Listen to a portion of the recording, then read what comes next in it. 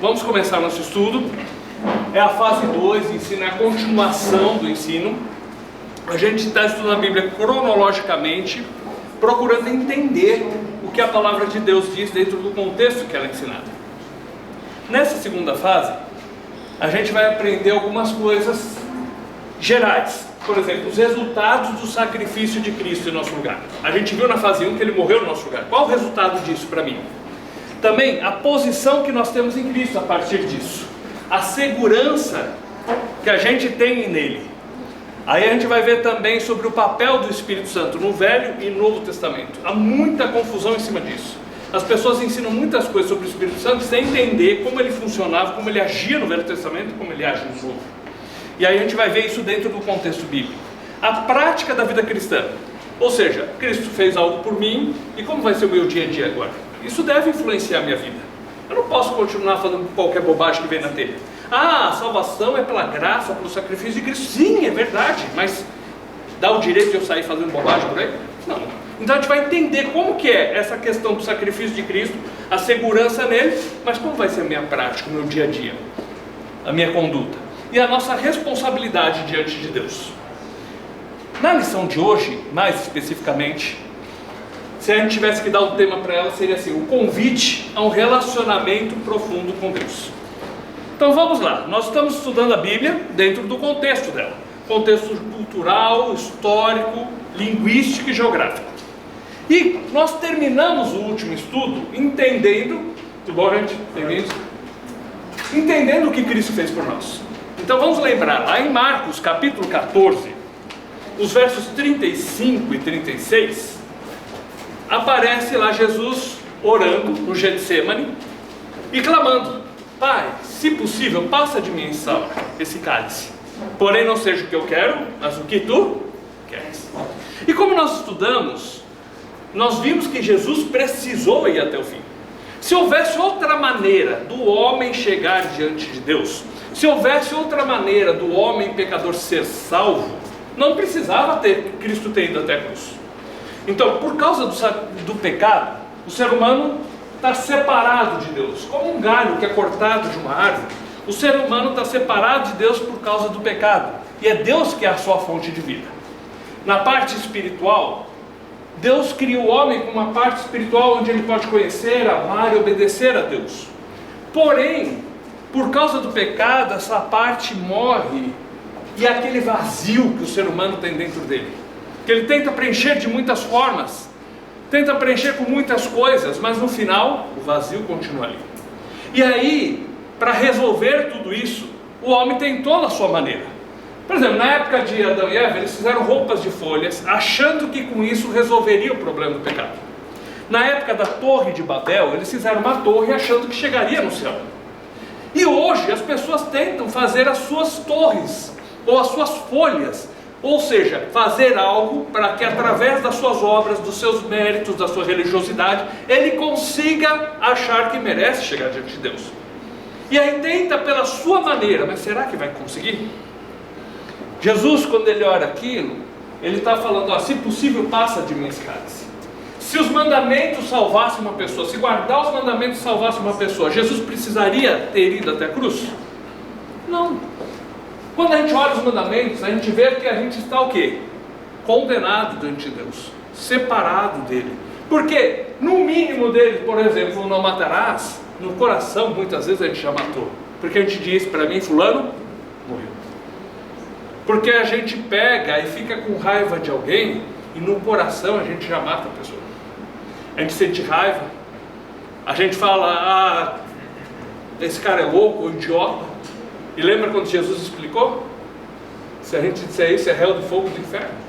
Todos nós estamos condenados diante de Deus, merecemos o castigo eterno, mas Jesus então foi até o fim. Por quê?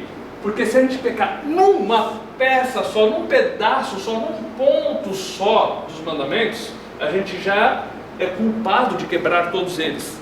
Então Jesus foi até o fim, porque não tem outro meio do homem ser salvo, não tem outra maneira do homem chegar diante de Deus. Ele foi açoitado, humilhado, a coroa de espinhos sobre a cabeça dele, e até o ponto de ser pregado naquela cruz. E a morte de cruz simbolizava o quê? A maldição do pecado caindo sobre ele. Então Cristo naquela hora, ele leva o peso, o castigo, a punição, a maldição do pecado de cada um de nós. Nós merecíamos o castigo, mas mesmo que a gente chegasse a ser colocado na cruz, a gente não pagaria os nossos pecados, porque nós somos pecadores. O único que poderia levar aquela cruz, levar aquele castigo para nos salvar é Ele. Por isso que Ele precisou ir até o fim. Não há outra maneira do homem chegar até Deus. Cristo foi até a última consequência. E aí Ele chega lá e Ele fala que está tudo pago. A gente já vai ler esse texto aqui, mas Ele diz: está tudo pago, está consumado. Ele pagou todos os nossos pecados. Se uma pessoa que pega tudo que tem, dá aos pobres e sai por aí, não paga pecado. Fazer boas obras é bom, mas não paga pecado. Ajudar o próximo, a gente deve fazer, mas não paga o pecado. Ser bonzinho, a gente deve procurar viver direito, mas não paga o pecado. Precisava do inocente Jesus Cristo levar o castigo no nosso lugar, pagar o preço que a gente teria que pagar, mas nunca conseguiria pagar. E lá em 1 Pedro 1, 18 e 19, fala assim: sabendo que não foi mediante coisas corruptíveis, como prata ou ouro, que fosses resgatados da vã maneira de viver que vossos pais os legaram, mas pelo precioso sangue, como de um cordeiro, sem defeito e sem mácula. Ou seja, o preço da nossa salvação foi o mais alto que poderia existir. Essa salvação que Ele nos oferece não é barata demais. Porque eu já vi muita gente dizer assim: ah, mas isso é muito barato, é só crer. Gente, ela é tão cara, mas tão cara, que nunca nós poderíamos pagar esse preço. O preço mais alto que existe de alguma coisa nesse mundo é a própria vida. Porque para manter-se vivo, você entrega tudo que você tem, todo o dinheiro, o carro, o que te pedirem você entrega para ficar vivo. E Jesus deu a vida no nosso lugar. Então é um preço tão caro que não pode ser pago com dinheiro, com prata, com ouro, com obras, com religiosidade. A única maneira desse preço ser pago é Cristo, o inocente, morrendo no lugar dos culpados, dos pecadores. Nessa hora, Jesus satisfaz a justiça de Deus e o amor de Deus. A justiça de Deus porque Deus tinha que punir o pecado. O homem é pecador, está separado de Deus, e Deus tinha que punir. Deus é santo. Só que no seu amor, Deus tinha um anseio. Por quê? Por salvar esse homem. Deus não queria que o homem se perdesse. E como equilibrar a justiça de um lado, que exigia o pagamento, e o amor que queria estender o perdão? Então Deus providencia Jesus para levar o castigo no nosso lugar.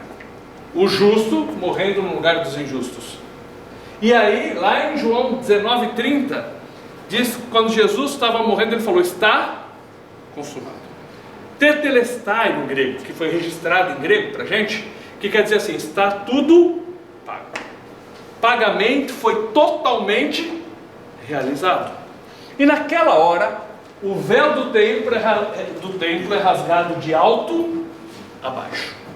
Isso mostra o seguinte: Deus aceitou o sacrifício de Cristo no nosso lugar. Por que Deus aceitou? Jesus disse: eu paguei tudo. A dívida era com Deus. Então Deus tinha que dizer: eu aceito.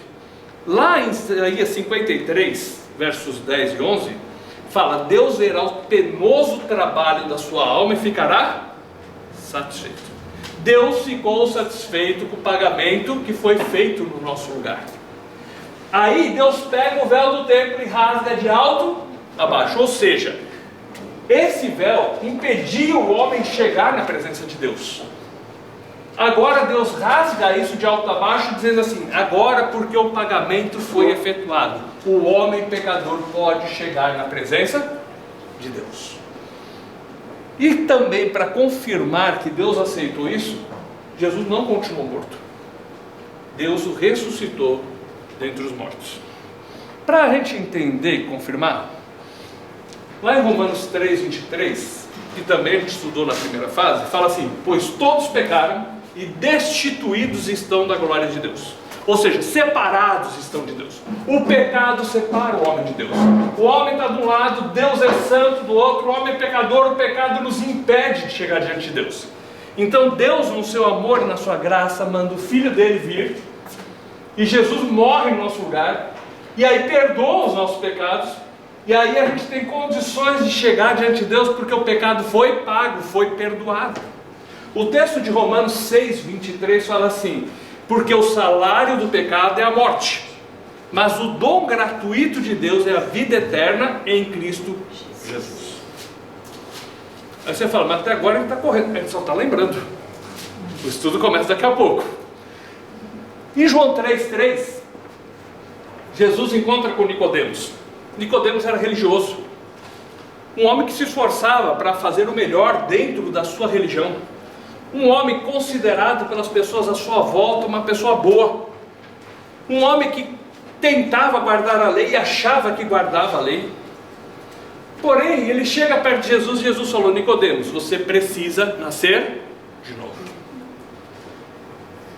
Muitos de nós, se olharmos para a nossa vida, poderíamos dizer assim: ah, mas eu não sou tão ruim assim. Eu nunca matei, nunca roubei. Tudo bem que já é questionável isso dentro dos mandamentos, não é? Mas muitos de nós poderíamos dizer assim: ah, mas eu não sou tão ruim, eu ajudo as pessoas. Que bom. Ah, mas eu nunca fiz mal ali, de prejudicar, querer fazer um mal para alguém. Ótimo. Mesmo assim, a gente precisa nascer de novo, porque aquela separação de Deus, a morte espiritual ainda está ali. A gente precisa do sacrifício de Cristo no nosso lugar. E aí, Jesus conversando, na continuação dessa conversa, ele falou lá nos versos 14 a 16. O 14 ele disse assim: como Moisés levantou a serpente no deserto, importa que o Filho do Homem seja levantado. E aí no verso 15, para que todo aquele que nele crê, não pereça. Aí chega no 16, porque Deus amou ao mundo de tal maneira. E quando fala tal, é interessante, porque poderia ser, Deus amou muito o mundo, mas não tem palavras para descrever a dimensão do amor dele. Por isso falou, de tal maneira ao ponto de quê? Entregar o seu filho. Porque Deus amou o mundo de tal maneira que deu presente, graça, deu o seu filho, para que todo que nele crê, seu filho unigênito, para que todo que nele crê não pereça, mas tenha vida eterna. Deus não quer que ninguém vá para o inferno. Por isso ele entrega Jesus, ele nos dá Jesus, para que a gente olhe para aquilo que ele fez, lembre o que ele fez por nós, a entrega dele no nosso lugar, para que a gente possa ter vida eterna. E aí, em João 1,12, agora vamos ler, vamos abrir ali João capítulo 1, verso 12. Mas a todos quanto receberam, deu-lhes o poder de serem feitos filhos de Deus, aos que creem no seu nome. Mas a todos quantos o receberam, deu-lhes o poder de serem feitos filhos de Deus. Ou seja, a gente achava que todo mundo é filho de Deus. A gente ouviu isso muito tempo, não foi? Agora, todo mundo é filho de Deus? O texto deixa claro que não, todos são criatura de Deus. Mas só é filho de Deus aquele que o recebe. Como que a gente recebe Jesus? Aí o texto deixa claro, aqueles que creem no seu nome. Ah, Jesus veio ao mundo. Não, eu coloco a minha fé que ele veio ao mundo, sim, mas ele veio com um propósito. Ele veio dar vida no meu lugar, ele veio para morrer no meu lugar, ele levou o castigo. Eu merecia o inferno, eu merecia o castigo eterno, ele me amou e deu a vida no meu lugar, e eu creio que ele fez isso por mim. Eu creio no sacrifício dele no meu lugar. Então diz que quando a gente crê nisso, a gente recebe Jesus, a gente se torna filho de Deus. Então o primeiro ponto que começa para a nossa reflexão em cima disso aqui é o seguinte: Deus nos oferece a salvação de presente. O filho dele morreu no nosso lugar. Agora, cabe a mim se eu vou receber essa salvação ou não. Aí é uma decisão pessoal. O sacrifício dele é extensivo a todo aquele que quer crer. É suficiente para cada um de nós. Ele pagou cada um dos nossos pecados. Agora, eu quero receber isso ou não? Esse é o ponto. Eu coloco a minha fé, eu recebo, eu creio que ele fez isso por mim. Porque não basta eu saber, não basta eu ter o conhecimento intelectual. Eu tenho que crer. Vamos supor que alguém diga assim para mim: ó, Valdir, está aqui, ó, essa água é sua, você pode tomar. Mas eu não dou bola para aquilo, não dei atenção, eu não acredito, eu sei da informação. Mas se eu não for lá pegar, pôr no copo e tomar, não vai adiantar nada para mim. Ou o médico passa um remédio, esse remédio vai resolver o teu problema. Mas se você não tomar, você vai morrer. E o cara é teimoso e não toma. O que acontece? Ele morre. Culpa de quem? Dele, não do médico. Então nós temos que entender o seguinte: Deus, no seu amor, fez tudo. Enviou o filho dele. Jesus, no seu amor, entregou a vida dele. Está tudo feito. Só que eu só vou receber isso se eu colocar minha fé e dizer, foi por mim. Então não basta saber, eu tenho que crer. Conhecimento intelectual é uma coisa, entrega de vida é outra coisa. Aí depois que eu recebo, aí ele nos oferece um relacionamento. Aí que é o ponto. Eu entendi, ele fez por mim, eu creio nisso, e agora ele fala assim, tá bom, agora eu te salvei, resolvi o teu problema para a eternidade, você não vai mais para o inferno. Agora vem ser meu amigo, vamos ter um relacionamento de pai e filho. Quando a gente ora o Pai Nosso, a gente vai entrar daqui a pouco, é interessante que às vezes tem gente que não tem uma concepção boa de pai. Só que aí especifica, Pai Nosso que está no céu.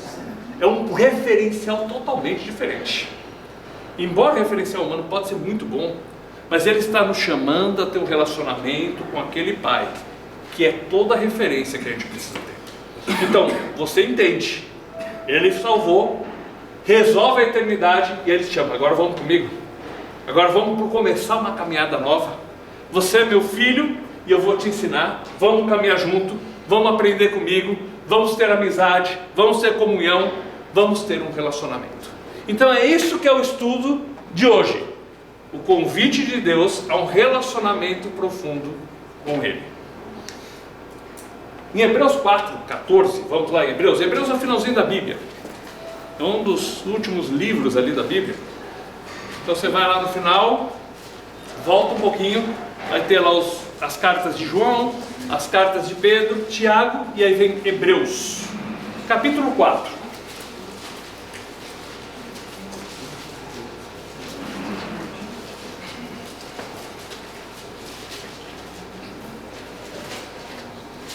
Hebreus 4:14. Alguém pode ler, por favor? Tendo, pois, Jesus, o Filho de Deus, como grande sumo sacerdote que entrou dos céus, conservemos firmes a nossa confissão. Tá. Nós temos Jesus, o Filho de Deus, como nosso grande sumo sacerdote. Ou seja, nós precisamos dele para chegar diante de Deus. Se a gente lembra as histórias do Antigo Testamento, a pessoa chegava lá no templo, queria oferecer um sacrifício, ele chegava, entregava aquele sacrifício para o sacerdote oferecia o sacrifício, o sacerdote ia lá dentro e orava pela pessoa.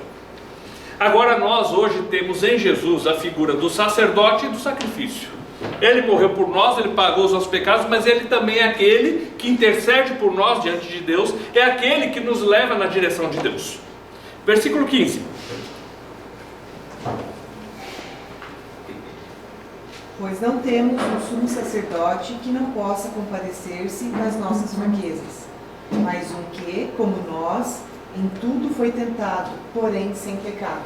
Agora esse sacerdote, esse sumo sacerdote, esse chefe do sacerdote, Jesus, ele se compadece de nós. Ou seja, relacionamento, gente, ele chega e entende o que você está passando, ele sabe do seu sofrimento, ele entende a luta pela qual você está passando nesse momento, ele se preocupa com você, ele sentiu na carne o que é viver nesse mundo. Por isso que fala que em tudo ele foi tentado, mas sem pecado. Ele foi perfeito, tinha que ser sem pecado para poder ser o nosso substituto, para poder ser o nosso salvador. Ele entende o que você passa, as suas lutas, a sua luta contra o pecado ou contra uma área, a sua luta com a ira, com as dificuldades suas. Ele entende o que você está passando. E aí, por causa disso, a gente pode chegar diante dele. Olha só o verso 16. Cheguemos, pois, com confiança ao trono da graça, para que possamos alcançar misericórdia e achar graça, a fim de sermos ajudados em tempo oportuno. Por causa disso, ele fala que agora, por causa do que Jesus fez por nós, nós podemos chegar diante de Deus com confiança. A gente não podia antes. Agora a gente chega diante de Deus e posso falar direto com Deus. Eu vou conversar com meu Pai, eu tenho uma amizade com Ele, eu tenho acesso a Ele, eu posso estar junto dEle, eu posso estar com Ele e lançar sobre Ele as minhas preocupações. E lá eu vou encontrar o quê? Misericórdia e graça e ajuda. E aí o pessoal às vezes entende errado, na hora que eu quero. Não, a Bíblia não diz na hora que eu quero, em ocasião oportuna, na melhor ocasião, no momento mais adequado, onde Ele sabe que vai ser melhor para mim. Então eu posso chegar diante de Deus hoje com confiança, por causa do que Jesus fez por mim, porque Ele pagou os meus pecados. Eu tenho acesso ao meu Pai agora, eu tenho um relacionamento com Ele, eu posso abrir o meu coração para Ele, eu posso falar diretamente com Ele, sem precisar de um intermediário humano, ou de um intermediário sobrenatural, seja qual for a ideia religiosa que venha. Eu tenho acesso a Deus porque eu sou filho de Deus, porque Jesus pagou os meus pecados. Eu posso chegar com confiança diante de Deus. Lá eu encontro graça, lá eu encontro ajuda, lá eu encontro ânimo, lá eu encontro misericórdia. Deus me chama para chegar diante dele, para ter um relacionamento pessoal, íntimo, profundo com Ele. Em 1 Pedro, capítulo 3, verso 18, é pertinho aí, um pouquinho para frente, 3, 4 folhas para frente, para o final da Bíblia. 1 Pedro, capítulo 3, o verso 18. Eu vou citando e vocês vão me ajudando, completando, tá bom? Vamos esperar todo mundo achar para vocês verem aí na Bíblia. Pois Cristo morreu, como? Uma vez. Uma única vez pelos pecados. O justo pelos injustos. Para quê? Levar-nos a Deus. Nos conduzir, nos levar até Deus. Morto na carne, mas vivificado no Espírito. Quer dizer, ele não continuou morto, ele está vivo. Então, ele morreu por nós, uma única vez, para abrir o acesso, para nos conduzir até Deus. Nós podemos chegar diante de Deus porque Ele morreu no nosso lugar. Nós temos acesso a Deus. Nós temos acesso ao nosso Pai. Nós temos comunhão com Ele. Nós encontramos com Ele. Nós conversamos com Ele. Nós temos amizade com Ele. Nós podemos achar ali ajuda. Ele propiciou isso para nós pelo sacrifício de Cristo. Em 1 Pedro 2, 4, 1 Timóteo, desculpa, 2, 4, voltando um pouquinho antes de Hebreus. Tá? Vai ali em Hebreus, umas folhas antes de Hebreus, 1 Timóteo, capítulo 2, o verso 4. Alguém pode ler? 1 Timóteo. O qual desejo que todos os homens sejam salvos e cheguem ao pleno conhecimento da verdade. Deus tem um desejo. Ele quer que todos sejam salvos e conheçam a verdade. Não é religiosidade isso. É um Pai, um Deus que nos ama, que tem um desejo profundo, que quer o bem do ser humano e que estende esse amor e quer que todo mundo seja salvo. É claro que Ele deixa bem claro para nós o quê? Tem que crer. Mas o desejo que pulsa no coração de Deus é isso. Ele quer que todos sejam salvos. Verso 5. Por quê? Porque há um só Deus e um só mediador entre Deus e os homens, Jesus Cristo, homem. Só tem um Deus e só um mediador. O único mediador é Jesus Cristo. Não é um homem, não é uma mulher, não é um homem que viveu nesse mundo, não é uma placa, uma denominação, uma imagem, seja o que for. O único mediador entre Deus e os homens é Jesus Cristo. Ou seja, se eu quero chegar diante de Deus, é através de Jesus Cristo. É porque Ele pagou os meus pecados. É porque o justo morreu no lugar dos injustos para nos conduzir até Deus. É porque Ele é o sumo sacerdote que intercede por nós, que entende as nossas fraquezas e nos dá o acesso para a gente chegar com confiança diante de Deus e achar misericórdia e graça e ajuda na hora oportuna. Versículo 6.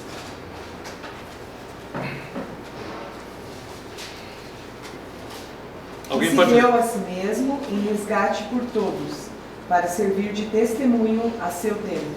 Ele se deu a si mesmo em resgate. Ele deu a vida para que a gente pudesse chegar até Deus. Ele pagou o preço para que a gente fosse dele. E a ideia de resgate traz a ideia de quê? De salvar alguém, certo? E aí a gente pode fazer várias e várias comparações. Acontece um acidente, chega o resgate para quê? Para salvar a vida daquela pessoa. Alguém foi sequestrado, o cara pede um dinheiro lá para pagar o resgate para libertar aquela pessoa. Ou de repente tem uma ação do exército, aqueles filmes de ação, o cara vai lá e invade uma região para salvar, resgatar aquele que estava preso. Cristo nos resgatou da morte, da maldição eterna. Cristo nos resgatou do poder das trevas e nos conduz até Deus. E aí, nós temos como chegar diante de Deus. Ele é o nosso intermediário, é Ele que nos conduz até Deus. Lá nós vamos encontrar misericórdia e graça. E aí nós vamos, é um relacionamento, é uma amizade, é um tempo de estar junto, não é? Aí Jesus ensinou uma oração para a gente, pensando em comunhão, em amizade, em relacionamento com Deus. Vamos lá em Mateus, primeiro livro do Novo Testamento, Mateus 6, versos 5 e 6.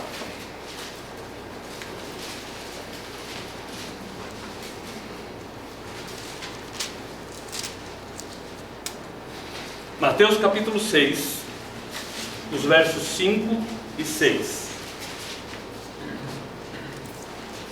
Do verso 9 em diante, é o texto da Bíblia que o mundo mais conhece, porque é a oração do Pai Nosso. Tá? Todo mundo repete, poucos entendem. Mas vamos entender então o que é isso, o que está ensinando para a gente? Lembra que nós estamos entendendo sobre um relacionamento com Deus, uma vida nova. Ele me deu vida, agora eu sou dele, eu tenho um relacionamento com Ele, porque Jesus me perdoou, eu recebi porque eu coloquei minha fé no sacrifício dele. Então, pensando nesse relacionamento, olha só, capítulo 6, versos 5 e 6. E quando orardes, não sereis como os hipócritas, porque gostam de orar em pé nas sinagogas e nos cantos das praças, para serem vistos dos homens.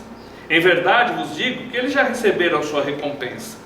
Tu, porém, quando orares, entra no teu quarto, fecha a porta, orarás a teu pai que está em secreto, e o teu pai que te vê em secreto te recompensará. A primeira verdade sobre a questão da oração que é chamada aqui é o seguinte: nós somos chamados para o quarto. Não é que é pecado você orar em público, não é isso. Mas é pecado quando a pessoa quer se mostrar e dizer assim: esse cara ora bonito. Oh, Senhor! Aí os caras, opa, esse? Né? Ou está orando para se mostrar. Não é errado orar em público. O que é errado é eu querer usar da oração para me exibir. Então Deus está falando o seguinte: eu quero que a oração seja um momento íntimo, pessoal, de relacionamento seu com o seu pai. Tudo bem, vamos pensar alguns anos atrás, que talvez alguns hoje falam assim: ah, mas meu pai está louco, me suou, me fez isso, me fez aquilo, e eu tenho algumas mágoas dele. Mas vamos pensar quando a gente era criança, e qual era o desejo, qual o desejo de uma criança pequena? É sempre estar junto com o pai e a mãe, ou não é? Quer copiar. Se o pai abre o vidro até a metade, você olha o tarequinho do lado lá e põe na mesma altura, porque ele quer copiar o pai. A ideia do relacionamento pai e filho traz aquela ideia de proximidade. O pai tem a figura do protetor, do provedor, daquele que está cuidando da família e da casa. A mãe tem a sua figura também de grande importância, mas aqui a figura é do pai, né? Mas a perda dessa figura tem causado grandes problemas na nossa sociedade, criando uma geração de pessoas inseguras, porque não tem um referencial a ser seguido. Então, para os pais, nós temos uma responsabilidade muito grande aqui, porque os nossos filhos estão olhando para nós para isso. Mas a nossa comparação aqui é com o nosso pai. Ele está chamando: vem cá, filho, vamos ter um tempo só nós dois. Quando você chega do trabalho, chegava, ou quando o seu pai chegava, qual a vontade da criança? Pai, vamos jogar bola? Pai, vamos fazer isso? Pai, vamos fazer alguma coisa comigo? Porque a criança sente a necessidade daquele momento de estar próximo ele e sentir que o pai está junto ali com ele, dando atenção para ele. E aqui vem do contrário, vem um pai chegando e falando assim: filho, vem cá para o quarto, vamos conversar. O que está te preocupando? Quais são os seus anseios? O que está acontecendo com a tua vida? Como foi o seu dia? Quais são as coisas que estão te perturbando? Filho, vem cá, vamos bater um papo, vamos dar um tempo, só nós dois. Um tempo onde eu vou te dar a atenção que você precisa. É um chamado à comunhão, é um chamado a ter intimidade com o nosso Pai. O segundo,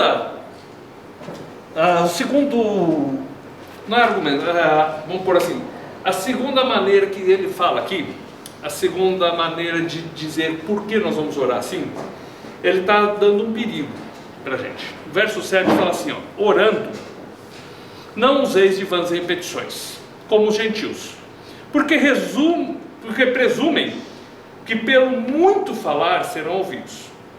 Não vos assemelheis, pois, a eles, porque Deus, o vosso Pai, sabe o que tendes necessidade antes que lhe pensais. Ou seja, naquele momento de conversa com Deus, não é um momento de ficar repetindo. E às vezes a gente aprende essa oração do Pai Nosso e só repete, mas não pensa. E não é só com isso, outras orações, outras maneiras, e tudo que a religião tem às vezes essas coisas. Não fique repetindo frases a esmo, achando que isso que é comunhão com Deus. Isso não é comunhão. Isso é só repetir, repetir, repetir, repetir. Agora Deus quer que a gente tenha com Ele amizade, intimidade, comunhão. E não simplesmente frases que a gente repete ao vento. E elas podem sair sem a gente pensar. Às vezes você entra para comer na mesa e a gente nem reflete, só fala assim: Deus, obrigado pela comida. Mas nem parou para pensar em Deus. Fez simplesmente por um ritual. Então, quando a gente ora, é um momento nosso com Deus, de intimidade, de ter comunhão com o nosso Pai, de estar junto com Ele, e é um momento não de ficar repetindo, mas de abrir o coração diante dele. A oração é isso: comunhão com Deus, intimidade com Deus, abrir o coração diante de Deus. Aí alguém fala: mas como que eu faço isso? Aí Jesus dá o exemplo. Então vamos lá, versos 9, né? Pode ler, do 9 ao 13, quem quiser ler pode ler, quem quiser recitar pode recitar, porque é o texto conhecido. Quando orares, direis o seguinte: Pai nosso que estás nos céus, santificado seja o teu nome, venha o teu reino, faça-se a tua vontade, assim na terra como nos céus. O pão nosso de cada dia nos dai hoje, perdoa as nossas dívidas como nós perdoamos os nossos devedores. Não nos deixe cair em tentação, mas livrai-nos do mal, pois teu o reino, o poder e a glória para sempre. Amém. Joia, lindo, maravilhoso. Vamos entender? Pai nosso que estás nos céus. Primeira coisa, essa oração não é para qualquer um, é para quem é filho. Se eu quero orar o Pai Nosso realmente, é um momento de comunhão com meu Pai, eu tenho que ter colocado a minha fé no que Cristo fez por mim. Porque na hora que eu digo que Cristo pagou os meus pecados, eu recebo Jesus, eu sou filho de Deus, eu tenho relacionamento com Deus. Então, primeiro ponto, se Ele é meu Pai, é porque Cristo pagou os meus pecados, eu crio no que Cristo fez por mim. Quando fala Pai Nosso, é o seguinte: não é aquele egoísmo de é só meu, não. Ele é Pai de todos aqueles que creem. E Ele quer que creiam. O desejo dele é que todos conheçam. O desejo dele é que todos se entreguem para Ele.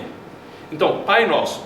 Então a ideia do Pai, o protetor, o provedor, aquele que serve de exemplo, que serve de referência, aquele que está presente, que está junto, aquele que rala de sol a sol para trazer a comida dentro de casa, aquele que demonstra amor e carinho, que brinca, que...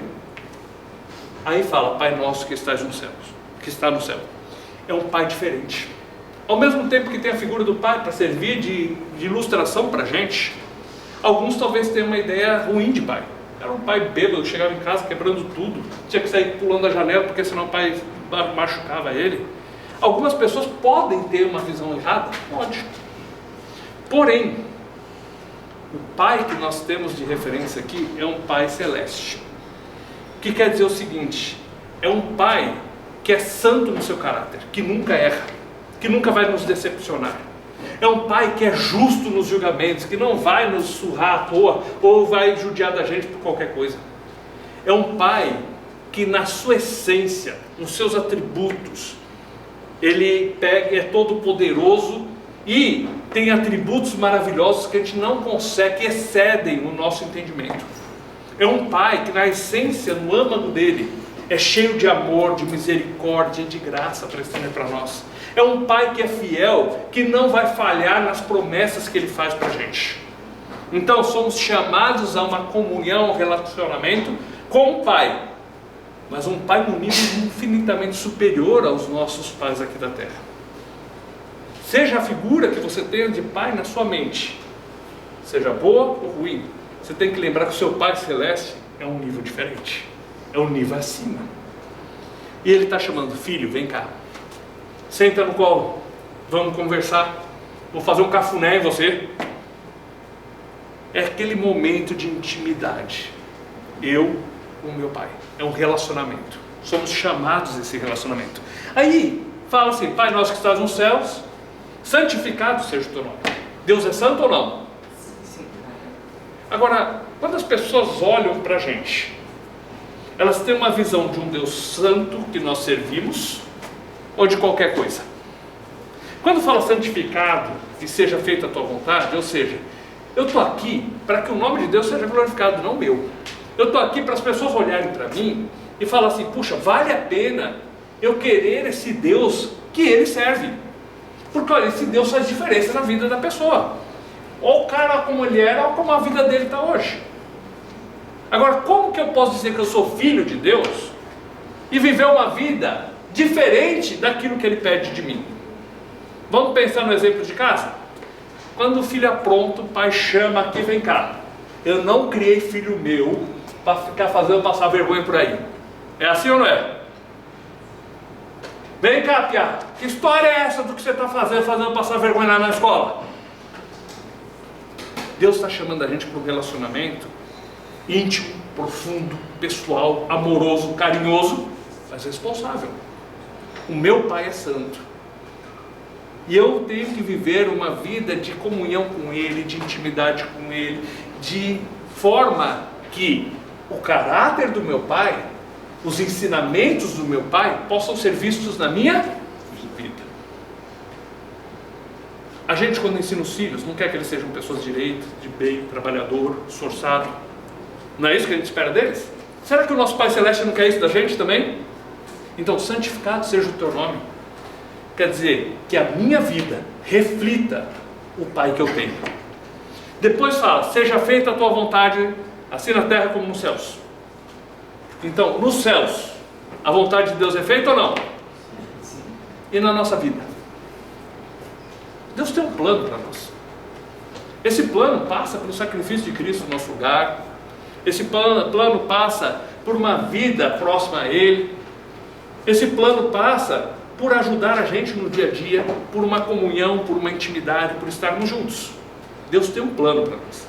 Ele tem uma vontade que, lá em Romanos, capítulo 12, verso 2, diz que ela é boa, agradável e perfeita. Lá em Salmo 40, verso 5, fala assim: Deus tem feito coisas maravilhosas. Grande é aquilo que Deus tem feito por nós. E Deus tem planos maravilhosos para o nosso bem. A vontade de Deus é o melhor para a nossa vida. O problema é que muitas vezes nós somos teimosos e queremos as coisas do nosso jeito. Só que a gente ora: seja feita a tua vontade, assim na terra como no céu. Mas eu quero só que seja do meu jeito. Então, quando fala desse relacionamento, é um relacionamento de intimidade, de comunhão, de profundidade, de conduta e também do que? Submissão. De fazer aquilo que o Pai pede. Tá? Seja feita a tua vontade. Depois disso, ele passa para 3 pedidos: o pão, o perdão e a proteção. Ajudou porque é 3 P's, né? Ficou fácil de decorar.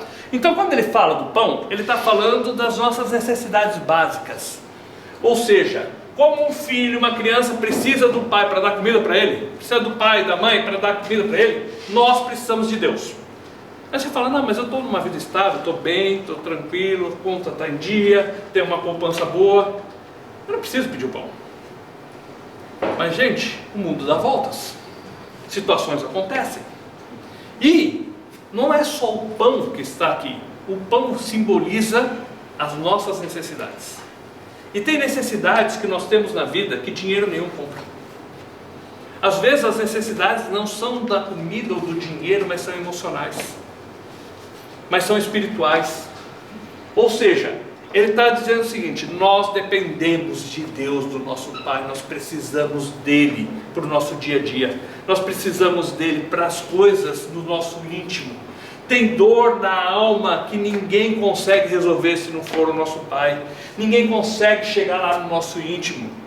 Tem horas que palavras não resolvem, que dinheiro não resolve, que plano de governo não resolve. Tem horas que ou Deus vem ali no nosso âmago e nos ajuda, ou nós cobrimos.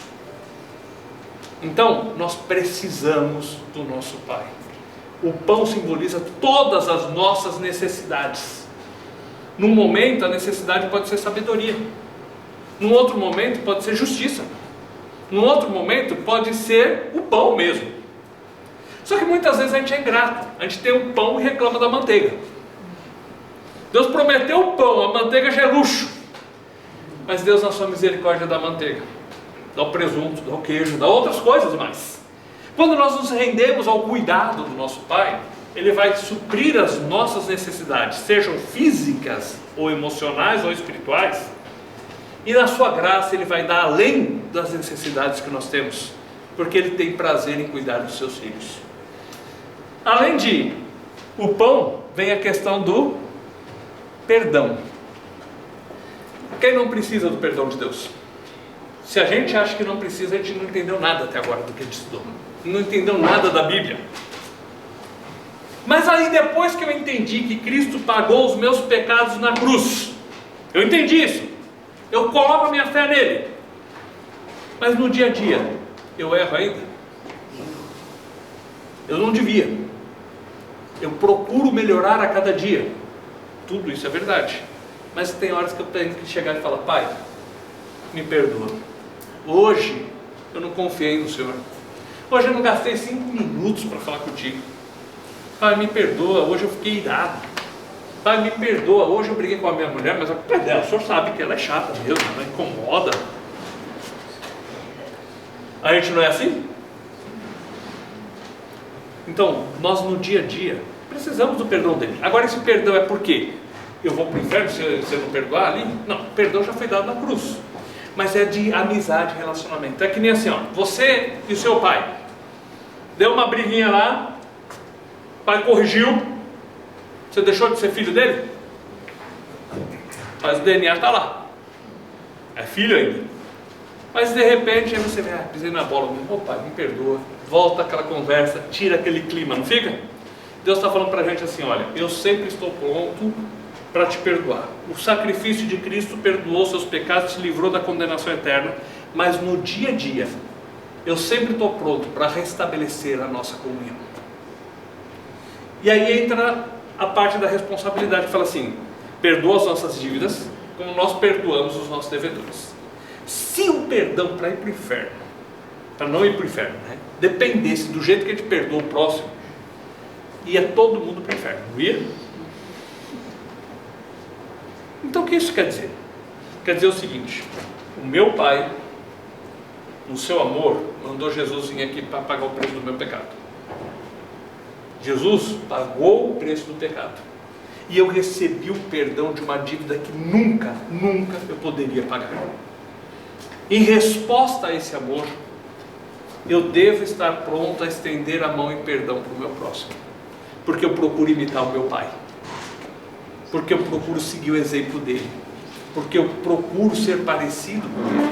Então, do mesmo jeito que eu experimento o perdão dele, eu peço que ele me ajude a estender a mão em perdão quando alguém precisa, seja para a esposa, para o marido, para o filho, para o pai, para a mãe, para um amigo ou até para o inimigo, porque eu procuro imitar o meu Pai. Então ele me perdoou, porque ele me perdoou, eu sinto que eu tenho uma responsabilidade de perdoar o outro também, o próximo também. E aí fala da proteção, que é o terceiro pedido, que é o que? Livra-nos do mal. Amém. O mal pode vir de várias formas. Pode ser uma coisa espiritual, questão do demônio. Pode ser um perigo de vida. Pode ser uma situação de alguém querendo me prejudicar fazendo alguma coisa. E tem pessoas que têm esse coração de querer prejudicar o outro. O mal pode vir de várias formas. E quando a Bíblia fala livra-nos do mal, é uma forma geral, em todos os aspectos do mal, seja do maligno, que é uma das formas literais de se traduzir, seja do diabo, vamos por assim, seja de um demônio, alguém fez uma macumba para mim, para me prejudicar, alguém fez um trabalho, um despacho para me prejudicar. O Senhor é maior, o meu Pai é maior, Ele vai me proteger. Seja o mal de uma pessoa querendo tirar proveito de uma situação e me incomodar, seja um vizinho que é cri, que implica que todo mundo está implicando comigo lá e me prejudique em alguma coisa, seja um empregado, seja um patrão. Quando fala do mal, estende-se a tudo que venha para me prejudicar, que venha me trazer o mal. E Deus é tão sábio que em poucas palavras Ele abrange todas as áreas da nossa vida. Jesus deixa essa oração para a gente, não para que a gente seja papagaio, mas para que a gente entenda que a oração do Pai Nosso, ou qualquer oração, a oração que Ele quer, é esse momento de comunhão com o nosso Pai, onde a gente vai para um momento de dependência dEle, comunhão e relacionamento com Ele. Não é só o Pai que me ama, que quer junto, que me chama para o contato, me chama para o convívio, me chama para a intimidade, me chama para a profundidade, me chama para estar junto, porque Ele me ama, Ele me quer próximo. É porque eu vou me render à vontade dEle, é porque Ele me protege, Ele supre as minhas necessidades, seja ela qual for, Ele alcança a minha alma, Ele me ajuda em tudo que eu preciso, Ele estende o perdão, Ele me ajuda a perdoar o próximo. Ou seja, Ele abrange todas as esferas da nossa vida e do nosso relacionamento com Ele. O que é orar? Entra no teu quarto e abre o teu coração para o teu Pai. Ele nos chama para a salvação, para a vida eterna e para um relacionamento próximo, íntimo com Ele. E aí a gente pensa, então Ele é meu Pai. Quem é o nosso Pai então? Vamos pensar um pouquinho? O nosso Pai, Ele é eterno. Ele não tem começo, não tem fim.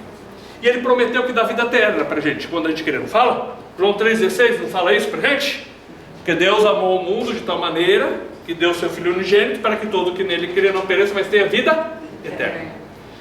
Alguém aqui pode prometer vida eterna para alguém? A gente não pode prometer nem que daqui 5 minutos a gente vai estar vivo, né?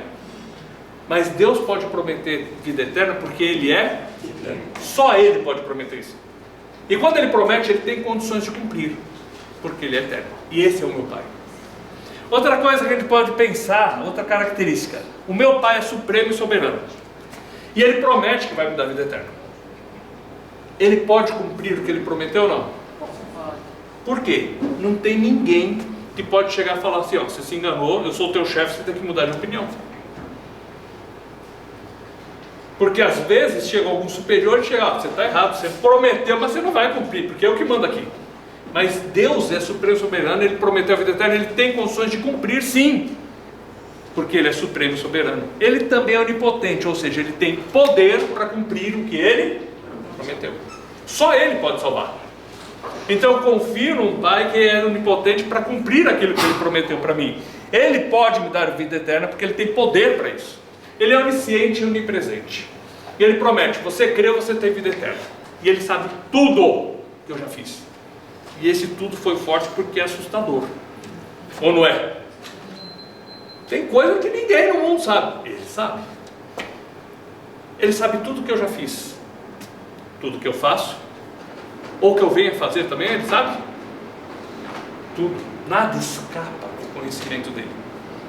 E mesmo sabendo o miserável que eu sou, Ele fala, meu filho pagou tudo.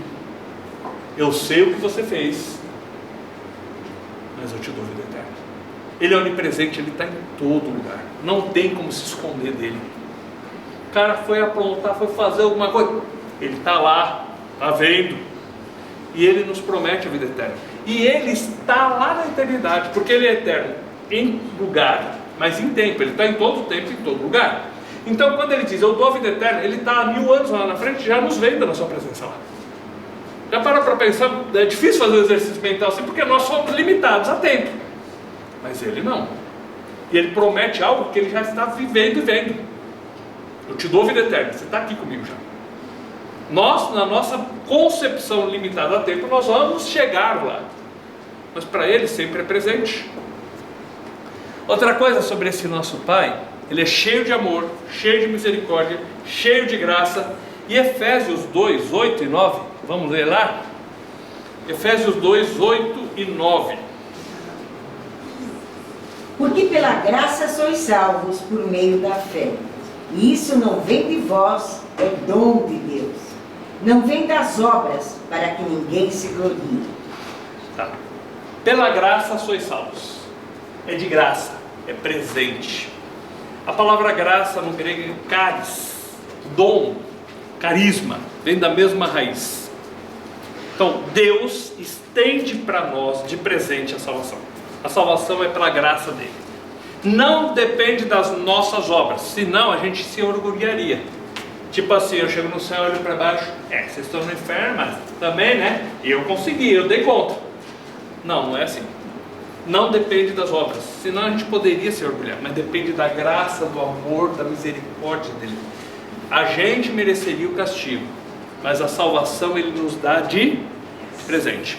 Em Romanos 5, 8, é um pouquinho antes de Romanos, esse verso eu gosto muito dele.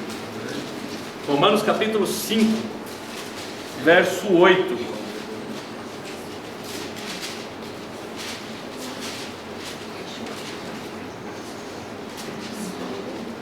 Porque Deus, todo mundo achou?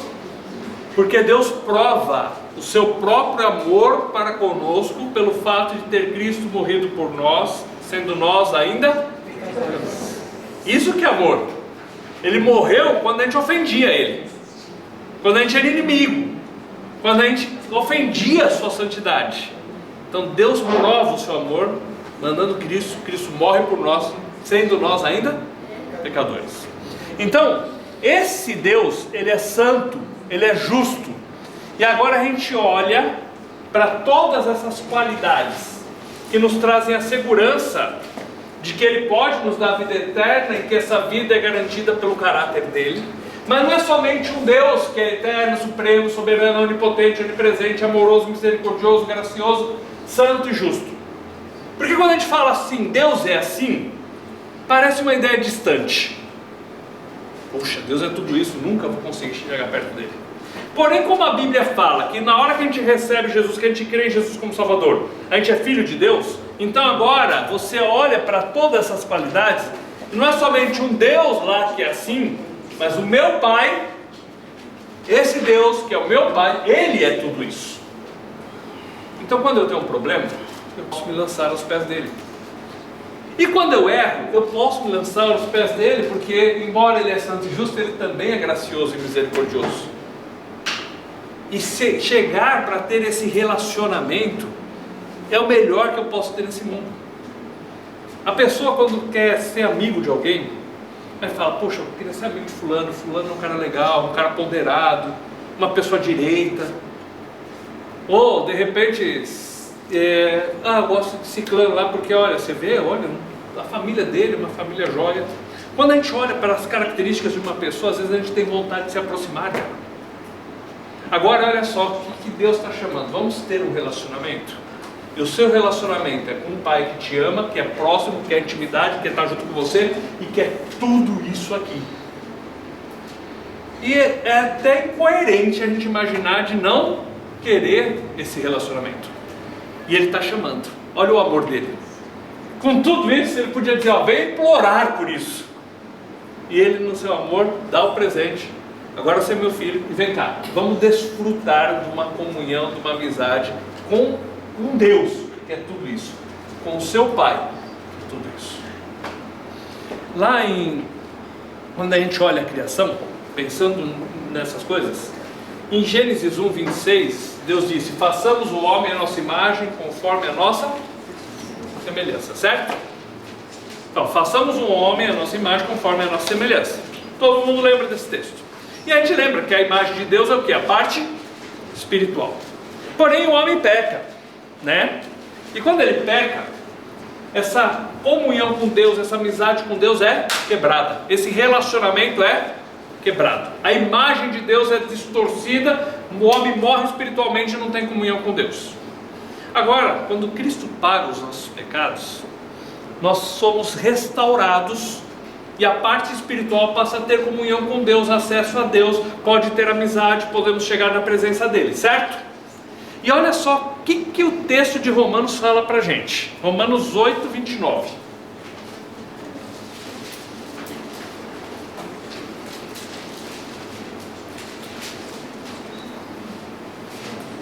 Romanos 8, 29.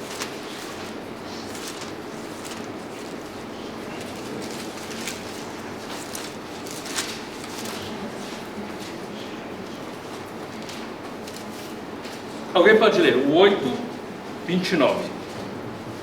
Portanto, aos que de antemão conheceu, também os predestinou para serem conformes à imagem de seu Filho, a fim que ele seja o primogênito entre muitos irmãos. Veja só, Deus traçou um destino para aqueles que creram. Qual é o destino? Ser conformado à imagem de Cristo. Deus cria o homem à sua imagem, certo? Isso é perdido por causa do pecado. Espiritualmente se separa de Deus. Aí Deus agora está falando que quando nós cremos, nós temos essa comunhão restaurada. O que surge para nós agora?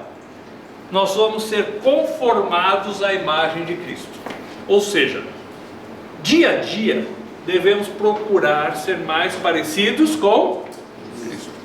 Um dia nós vamos chegar no céu, nós vamos ser parecidos com Ele, porque nossa vida será transformada e nós vamos ser livres do pecado. Então, existe um processo agora de que a cada dia eu vou me tornando mais parecido com Jesus Cristo, porque Ele deu a vida por mim, Ele é o meu irmão mais velho, é o exemplo do irmão a seguir, e eu vou sendo conformado dia a dia, melhorado dia a dia, e quando chegar no céu, não vai ter mais o pecado para nos atrapalhar. Esse é o destino que Deus traçou para aqueles que creem nele, dia a dia serem conformados à imagem de Cristo. E aí a gente vai para um texto lá em Efésios 1:12, e a gente vai ver a associação daqui a pouco, como fecha isso tudo. Efésios um pouquinho mais para frente, tá? Mas 15 folhas para frente, Efésios 1. Efésios 1:12.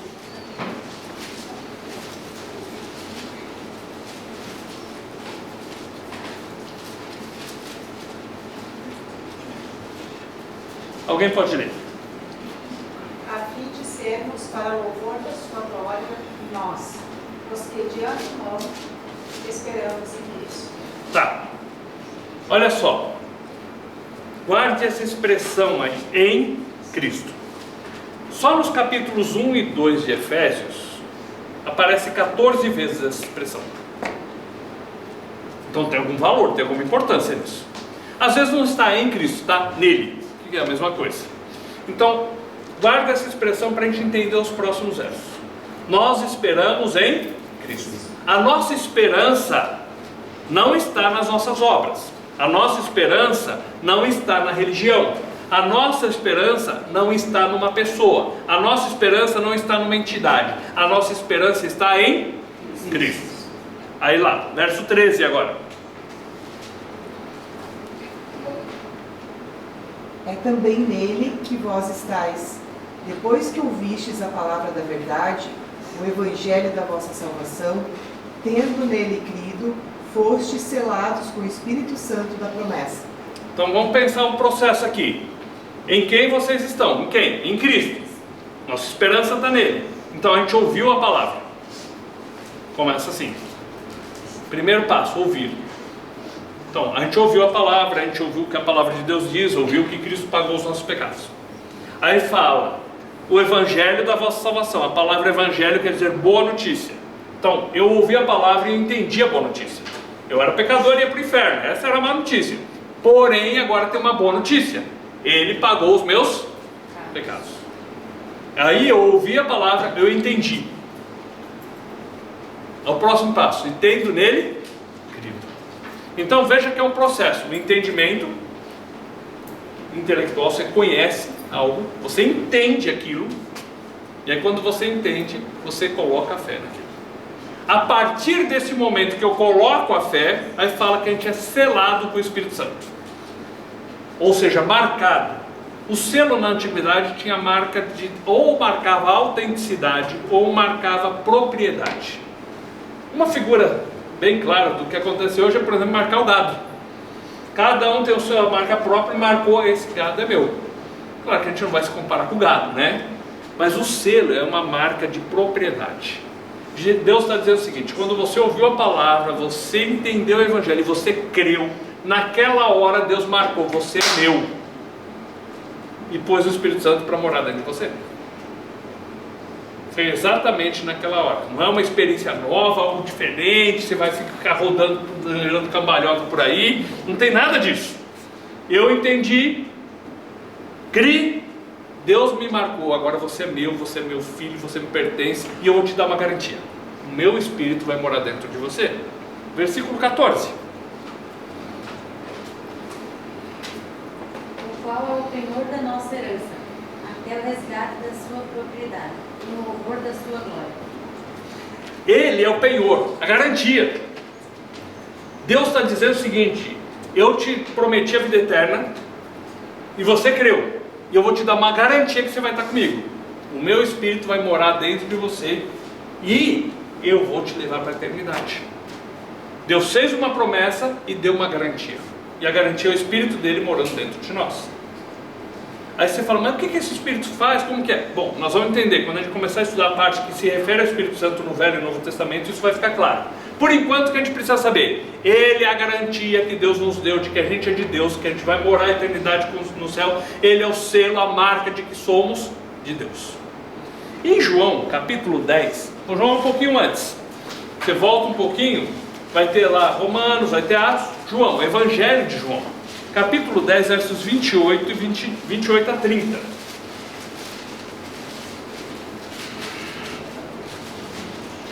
Então a gente vai ler um verso por vez, porque é bem importante para a gente entender essa verdade, e com calma. João capítulo 10, versos 28 até 30. Então 28, alguém pode ler?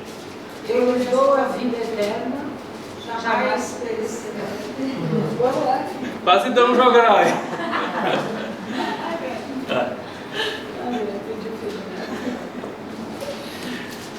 Eu lhes dou a vida eterna, jamais perecerá, e ninguém as arrebatará de minha mão. Então Jesus está falando assim, ó: eu dou a vida eterna, presente. Não é o meu mérito, é um presente que Ele dá. Eu dou a vida eterna. Jamais perecerão e ninguém as arrebatará da minha mão. Ou seja, ninguém tira da minha mão. Ou seja, o que garante a nossa salvação? Cristo está nos segurando na mão dele. E Ele falou: quero ver quem tira da minha mão. Para tirar da mão dele tem que ser maior que Ele. Tem alguém maior que Ele? Não. Se a gente olhar, tecnicamente a Bíblia vai falar, Jesus um dia diz assim: meu pai é maior que eu. Então o único que poderia seria o pai, não seria? Se a gente fosse fazer uma comparação. Olha o 29, o que ele fala. Alguém lê o 29. Aquilo que meu Pai me deu é maior do que tudo, e da mão do Pai ninguém pode arrebatar. Aí fala assim, olha, a outra versão ela eu acho um pouquinho mais clara, que fala assim: o meu Pai que nos deu é maior do que tudo. Ou seja, Jesus está falando: eu dou a vida eterna para você, se você crer, você está na minha mão, ninguém tira daqui. E ele falou: e o meu Pai que é maior de tudo, da mão dele ninguém tira. A segurança é dupla, no sentido de que é o Filho e é o Pai. E a gente viu lá em Efésios que ela é tripla, porque é o Espírito que mora dentro de nós e é a garantia que Ele dá. Ou seja, o Pai, o Filho e o Espírito Santo garantem aquilo que eles prometeram para a gente, que Deus nos dá a vida eterna na pessoa de Jesus Cristo, e E o Espírito Santo é a garantia que Deus põe dentro de nós de que nós somos filhos dele e vamos passar a eternidade com ele. A salvação não depende do que eu faço, depende do que Jesus fez. A salvação não depende da minha fidelidade, depende da fidelidade de um Deus que prometeu e que colocou o Espírito dele morando dentro de mim para comprovar isso. Então, o Deus que a gente tem aprendido, que a gente olha na Bíblia, ele é a nossa garantia da vida eterna e ele é o nosso Pai. Ele é os dois. É a nossa garantia, porque depende da fidelidade dele e não da minha, e ele é o nosso Pai. E aí, quando a gente olha para tudo isso, esse relacionamento, esse chamado, ele é a nossa garantia, ele é o nosso Pai, ele prometeu uma vida eterna. E do mesmo jeito que ele na época, lá no Jardim do Éden, fez o jardim, fez um lugar maravilhoso, colocou Adão e Eva lá, também ele tem prometido para nós um lugar maravilhoso quando a gente confia em Cristo. E onde está escrito isso? Então vamos ler, João 14. E só para ajudar a lembrar o seguinte, o livro de João, ele usa a maior parte dos capítulos para falar o que Jesus falou para os discípulos dele na última noite. Então esse capítulo 14 até o 17, ele está falando ali, e pega outras partes dos outros capítulos, ele está falando assim para os discípulos: ó, seguinte, eu vou morrer amanhã. Amanhã para a gente, hoje para eles, porque o dia deles começa às 6 da tarde. Eu vou morrer, vocês não vão me ver mais. E os discípulos começam a ficar o quê? Ansiosos. Mas calma aí, Jesus, a gente está te servindo há 3 anos. A gente está seguindo os seus passos. O que vai ser da gente agora? Então olha só, capítulo 14, verso 1. Não se turbe o vosso coração. Credes em Deus, crede também em mim. Na casa de meu pai há muitas moradas. Vamos parar aí. Jesus está falando assim: não fiquem preocupados. Na casa do meu pai tem um lugar especial para você. Eu não preciso entender como é o céu, como que é esse lugar, qual o nome que vai dar para ele. Eu só preciso entender uma coisa: é na casa do meu pai. É o Pai de Cristo e é o meu. Eu não estou indo para qualquer lugar. Eu estou indo para a casa do Pai de Jesus, que também é o meu Pai. Ou seja, pensar em morte, pensar em morrer na eternidade, depois que a gente entende o que Cristo fez por nós, não é pensar com dor, com sofrimento, com medo. É pensar: eu estou indo para a casa. Eu estou indo para os braços daquele que me ama. Hoje eu desfruto da comunhão com Ele aqui, através do me lançar perante Ele, do crer e de abrir o meu coração diante dEle no meu momento de intimidade e ter um relacionamento com Ele. Mas um dia eu vou desfrutar da presença dEle e estar junto com Ele lá na eternidade, a eternidade inteira, lá no céu. Só que esse relacionamento Ele já quer que comece hoje. Eu vou morar no céu, mas eu começo o relacionamento agora. E Ele me convida: vem se relacionar comigo, meu filho. Na casa do meu pai tem muitas moradas, você vai morar no céu? Sim, mas já desfrutando disso, da presença dEle hoje. Eu tenho certeza da vida eterna. Tem um lugar maravilhoso para mim lá me esperando. Versículo 2, alguém lê? Na casa de meu pai há muitas moradas. Se assim não fora, eu vou teria dito, pois vou preparar-vos lugar. Tem lugar na casa ou não tem? Ele disse tem lugar, mas disse que vai preparar lugar. O que quer dizer isso? Eu estou indo para lá, eu vou estar junto com o Pai, tem lugar para você, mas assim, eu vou chegar primeiro. Quando você estiver chegando, eu vou afofar a cama. Sabe quando a gente liga para o parente: ó, tem lugar para mim aí? A gente fala o quê? A pessoa fala: tem. Mas antes de chegar, dá uma limpadinha no quarto, troca o lençol, não é assim? Jesus está falando: olha, na casa do meu pai tem lugar, estou esperando vocês. E outra, hein? Vou estar lá para afofar a tua cama, para preparar tudo para receber você. Versículo 3. E quando eu for e vos preparar lugar, voltarei e vos receberei para mim mesmo, para que, onde eu estou, estejais vós também. Quando a gente pensa na eternidade, no céu, a gente vai morar junto com o nosso Pai, vai morar a eternidade com o nosso Pai e junto com Jesus, está presente ali com Ele. Onde eu estiver, para que vocês estejam junto comigo ali. É isso que é a ideia do céu. E lá no verso 5, um dos discípulos fala assim: ah, Jesus, mas a gente não sabe para onde o Senhor vai, como que vai saber o caminho? E aí Jesus responde no 6, respondendo Jesus: eu sou o caminho, a verdade e a vida. Ninguém vai ao Pai senão por mim. O único meio de a gente chegar diante de Deus é através de Jesus. Se a gente vai para o livro de Apocalipse, tem uma descrição lá, né? A gente já olhou algum versinho ali, mas eu só vou puxar uns 2, 3, só para a gente ter uma palhinha. Quando a gente olha para o livro de Apocalipse, a descrição, às vezes a gente fica meio confuso. E para entender Apocalipse tem algumas regras, tá? Claro, são horas para estudar, mas uma delas é a seguinte: preste atenção nas expressões como, semelhante, parecido. Essas expressões denotam o quê? Uma comparação e não uma literalidade, certo? Então, no capítulo 21, a gente poderia ler, a partir do verso 9, vai falando lá, de que lá tem um lugar maravilhoso, a glória de Deus está ali, fala da alta muralha no verso 12, então vamos ler para o 10 e 11. E me transportou em espírito até uma grande elevada montanha e me mostrou a santa cidade de Jerusalém, que descia do céu da parte de Deus. Não é Jerusalém atual, porque ele descia da parte de Deus, fazendo uma comparação com a morada de Deus, tá? Verso 11: a qual tem a glória de Deus. Esse é o ponto principal desse lugar. A glória de Deus está lá. Continua: o seu fulgor era semelhante a uma pedra preciosíssima, como pedra de jaspe cristalina. Então, quando ele fala isso, é o seguinte: gente, o que eu estou vendo aqui é maravilhoso, não tenho palavras para descrever isso. É fantástico. É como que, é parecido com, é semelhante com, ele está dizendo assim, ó, eu não tenho como explicar, eu vou tentar. É como se fosse isso, parecido com aquilo, para ele tentar trazer à nossa mente um pouquinho do quanto esse lugar é maravilhoso. E aí ele vai descrevendo o capítulo inteiro. E aí no 22, verso 4, ele fala a coisa mais importante desse lugar: contemplarão a sua face, e na sua fronte estará o nome dele. A parte mais importante, pensando desse lugar que Deus preparou, dessa morada, é que nós vamos contemplar a face do Senhor. Vamos ver Cristo face a face, aquele que deu a vida por nós, que morreu no nosso lugar. Vamos viver na presença dele. E aí começamos um relacionamento de amizade, intimidade com Deus aqui, com Cristo aqui, com o nosso Pai. E esse se estende por toda a eternidade.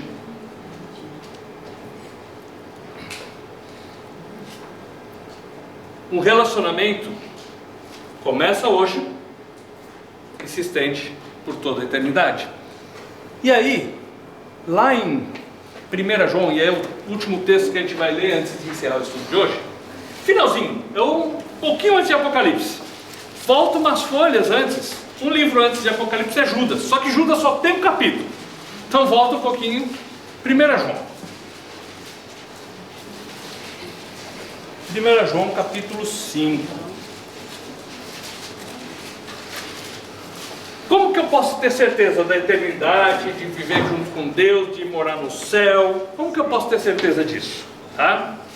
Então vamos pensar, olha só o verso 9, e aí eu vou lendo um verso de cada vez, tá bom? Se admitimos o testemunho dos homens, o testemunho de Deus é maior. Ora, este é o testemunho de Deus, ele é acerca que ele nos dá acerca do seu filho.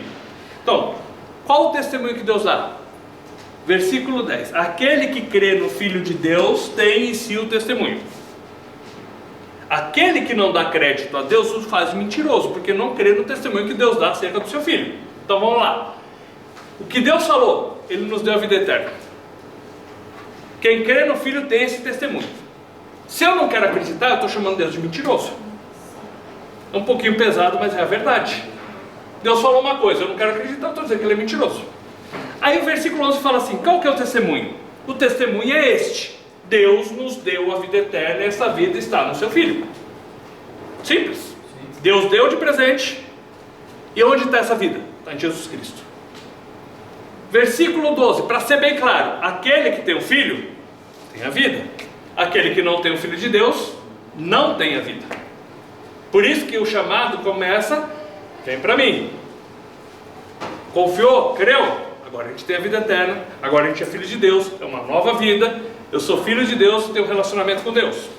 13. Estas coisas os escrevi, a fim de saberdes que tendes a vida eterna, a vós outros que credes em o nome do Filho de Deus. A gente pode ter certeza, porque Deus é que dá o testemunho, por causa que é Ele que diz, não são as pessoas, não são os outros, não é o que alguém pensa, o que alguém acha, é por causa do que Ele diz. Então somos chamados a ter um relacionamento com Deus, um relacionamento pessoal, um relacionamento seguro, um relacionamento íntimo e profundo. É pessoal porque Ele me chama para o quarto, vem cá meu filho. É seguro porque Ele promete a vida eterna e Ele garante pela sua fidelidade, pelo sacrifício de Cristo, pela obediência de Cristo, porque o Espírito Santo habita em nós e serve como selo e garantia. E Ele é íntimo e pessoal porque Ele envolve todas as áreas da nossa vida. E o detalhe, lembre, é um chamado. Você diz sim ou não. A gente entendeu o que Cristo fez, a gente sabe intelectualmente, se a gente coloca a fé, Ele chama, vem cá meu filho, vamos ter um relacionamento um com o outro. Para encerrar então, já deu 34 já, só vou lembrar vocês, falar mais ou menos o que eu vou tentar esses dias. Eu não prometo que eu vou colocar todo dia, por causa da correria de trabalho e do meu tempo. Mas eu vou tentar colocar durante essa semana algumas partes para vocês relembrarem. O que vai colocar lá? Por exemplo, um verso-chave, ó. João 12. Foi um verso para a gente estar lembrando. Opa, esse verso foi importante, está falando disso. Uma lição importante. Às vezes eu posso pôr um áudio, uma música, alguma coisa que está relacionada àquilo. Para quê? Nos ajudar, que todo dia a gente lembre um pouquinho da lição e ela vai fixando na nossa mente. Boa semana para todos, Deus abençoe e até semana que vem, se Deus permitir.